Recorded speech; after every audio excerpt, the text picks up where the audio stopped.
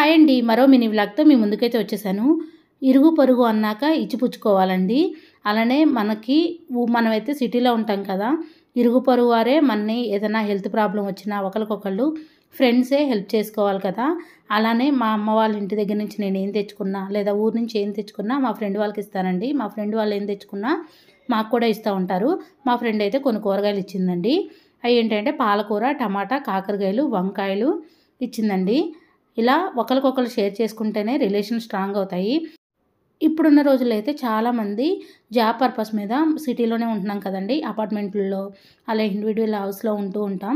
పక్కన వాళ్ళనే ఫ్రెండ్స్ చేసుకుంటూ ఉంటాం కదండీ! మనకేదైనా హెల్త్ బాగోపోయినా ఒకరికొకరు హెల్ప్ చేసుకోవాలంటే ఇరుగు పొరుగు వారే కదండీ! మన సొంత వాళ్ళంటే ఊర్లో ఉంటారు. వాళ్ళైతే వెంటనే రాలేరు కదా! అందుకని ఇరుగు పొరుగు వాళ్ళతో మంచిగా అయితే ఉండాలి. నేనైతే అలానే అనుకుంటానండి. మేమైతే అప్పుడప్పుడు ఏదైనా కర్రీ ఇస్తూ ఉంటాము. వాళ్ళు కూడా మాకేసి ఇస్తూ ఉంటారు. ఇంటి దగ్గర నుంచి ఏం తెచ్చుకున్నా ఇస్తూ ఉంటారు. Thank you for watching. Bye అండి.